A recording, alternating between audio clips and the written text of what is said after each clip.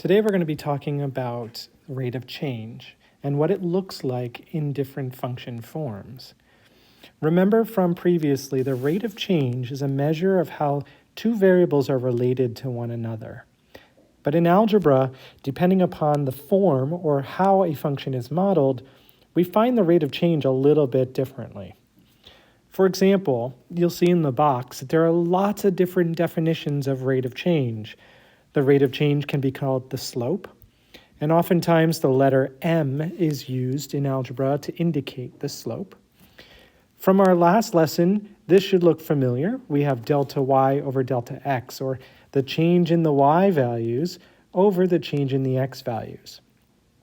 That can be interpreted as how a line rises and runs on a graph, or how the y-coordinates are changing in relation to how the x-coordinates of points are changing.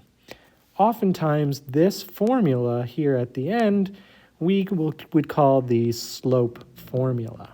The slope formula. That formula is going to make an appearance in algebra, in geometry, and in calculus. As a review, remember that we can find the rate of change from a table by finding the delta y, or change in y's, and the change in the x's, delta x. And what we're going to do is we're going to create a fraction based upon those changes in the x and changes in the y. And you can see that the first rate of change is 4 over 2, the second is 8 over 4, the third is 6 over 3, and the last is 2 over 1. And we know from the definition of linear functions that if that rate of change remains constant all the way through the table, then that function is considered a linear function. And you can see that these fractions are all equivalent, and therefore this table represents a linear function.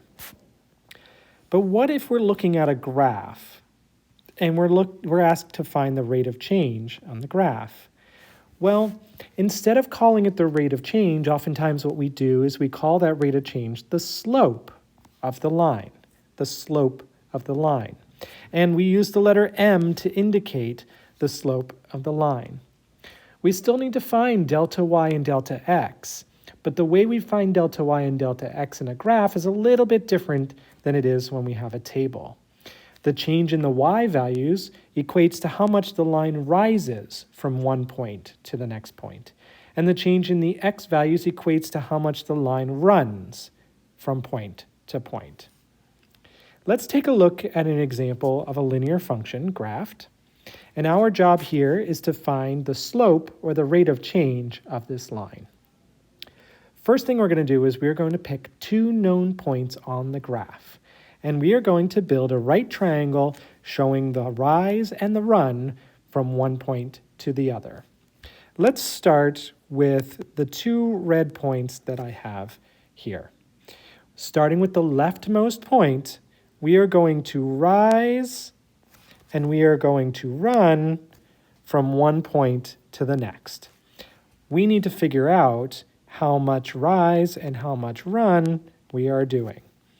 So, looking closely, our rise starts at 2 and goes to 4, which means our rise is positive 4. And our run, okay, so this is the rise, and then the run, which is delta x, we are going from 1 to 2, which is a run of 1, 1. And so our slope, or our rate of change for the function, would be delta y over delta x, also known as rise over run. The rise is, I made an error here. The rise is in 4, the rise is 2. The rise is 2, and the run is 1, which means our slope, or the rate of change of this function, is 2 over 1, or just 2, if you want to shortcut that. The rate of change remains constant in a linear function, so it didn't matter which 2 points we chose to use, the rate of change should always remain the same. Let's choose 2 other points and just verify that. So let's use that point 2, 4 again, but let's use 2, 4 and 4, 8. Those are the pink points that I have there. Again, we're going to rise, and we're going to run, and then we're going to calculate what that rise and that run is and create a fraction. So let's see what the rise is. We're starting at 4. We're going to 8. That would be a rise of 4. And for our run, we're starting at 2, and we're going to 4, which is a run of 2, which means the rise over run would be equivalent to 4 over 2, and simplified would be 2. So you can see it doesn't matter which 2 points you choose on the line, because a linear function always has a constant rate of change or constant slope. You will always get the same value for your slope of your line. Slopes or rates of change can be either positive or negative. They can be 0, and they can be something special called undefined. We're going to take a look at those in just a second. If a line has a positive rate of change or has a positive slope, that indicates that as one variable increases, the other increases as well. Or as one variable decreases or goes down, the other variable decreases as well. So in other words, the rise and the run, or the two variables, are going in the same direction. That would yield a positive rate of change.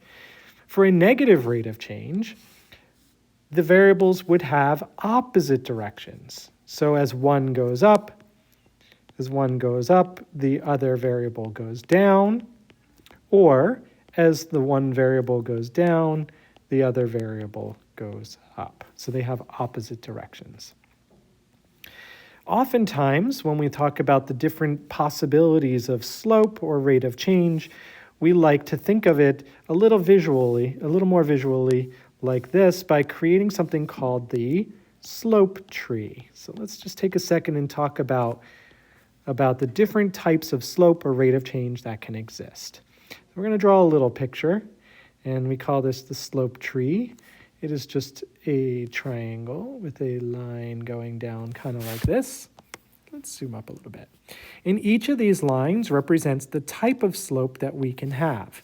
For example, on the left-hand side of this tree, as the line goes up from left to right, this would be indicative of a positive slope. On the other side of the tree, as the line goes down, this would be indicative of a negative slope. On the bottom of the tree, this, as one variable goes up, the other stays the same. This is what we consider a slope of 0. And the trunk of the tree has, as one variable goes up, the other stays constant, but this is a vertical line. We sometimes call this no slope. This line has no slope, or the word undefined. Undefined. So there are positive slopes, negative slopes, 0 slopes, and undefined or no slopes. I think we're going to stop there for now. This is an introduction to finding the slope or rate of change. In the next video, we're going to talk about how to find the rate of change of nonlinear functions.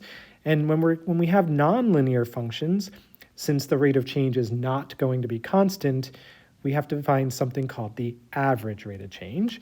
That will be in our second video.